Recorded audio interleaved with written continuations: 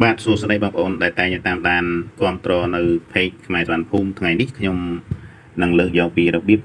យើងចូលទៅ block chat messenger កុំឲ្យគេតាក់ទងមកយើងបានឬក៏យើងតាក់ទងទៅគេមិនបានប៉ុន្តែFacebook វានៅដំណើរការដដែលបងប្អូនណាបាទហើយខ្ញុំបញ្ជាក់ថាវីដេអូរបៀបនេះខ្ញុំបានលើកយកពីវីដេអូខាងលើម្ដងរួចហើយបងប្អូនណាបាទខ្ញុំបានធ្វើម្ដងប៉ុន្តែដោយសារក្រុមហ៊ុន Facebook គេអាប់ដេតអញ្ចឹងខ្ញុំលើកយកពីរបៀបធ្វើម្ដងទៀតវាអាចនឹងខុសគ្នាបន្តិចបន្តួចបងប្អូនណាអញ្ចឹងដើម្បីចង់ចេះធ្វើបងប្អូនតាមដានវីដេអូនេះដល់ចប់បងប្អូននឹងចេះអញ្ចឹងដើម្បីចេះធ្វើបងប្អូនចូលទៅធ្វើទាំងអស់គ្នាបងប្អូនណាបាទអញ្ចឹងដំបូងយើងចូលកន្លែង chat messenger បងប្អូនណាទៅមកបន្ទាប់មកយើងរុញទៅលើរកមើលវីដេអូមួយណាដែលយើងចង់ប្លុកចោលបងប្អូនណាបាទយើងចង់ប្លុកកុំឲ្យគាត់តាក់ទងមកយើងបានអញ្ចឹងបាទចាំតិចបងប្អូនណា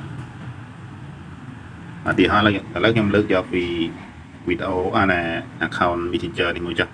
បាទនេះណាចុចជាប់មកបន្ទាប់មកយើងចុចទៅលើអក្សរ block នេះណាទៅមករួចហើយយើងចុចកន្លែងអក្សរក្រហមនេះណាបាទអញ្ចឹងមកបងចាំតិច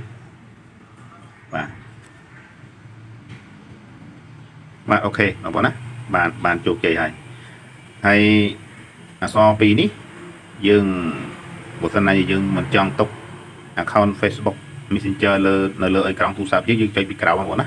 ទីកន្លែងធុងសម្រាមខាងក្រៅនេះមកប៉ុន្តែបើបងប្អូនចង់ទុកបងប្អូនចុចថយមកប៉ុន្តែយើងប្លុកហើយយើងត្រូវចុចបងប្អូនណាចុចលើអក្សរធុងសម្រាមហ្នឹងមក delete ហ្នឹងបងប្អូនណាចុចទៅមកហើយវាឲ្យចុចខាងនេះ delete មកបងប្អូនណាទៅមក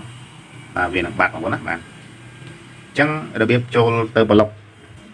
Messenger កុំឲ្យគេឆាតចូលមកយើងរំខានយើងមានតែប៉ុណ្ណេះបងប្អូនណាហើយលើក្រោយខ្ញុំនឹងធ្វើពីរបៀបដោះប្លុក Messenger វិញបងប្អូនណាបាទអញ្ចឹងអរគុណសូមបើសិនណាជាបងប្អូនពេញចិត្តសូមឲ្យបងប្អូនជួយfollow page ឬ like share ម្នាក់មួយផងបងប្អូនណាដើម្បីនឹងបានវីដេអូទទួលវីដេអូថ្មីៗក្រោយទៀតអរគុណសូមជម្រាបលា